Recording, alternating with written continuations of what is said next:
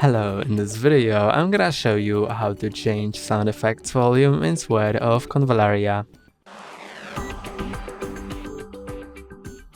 First click here, then on the settings, and now you can click on audio, and to adjust sound effects volume adjust this slider.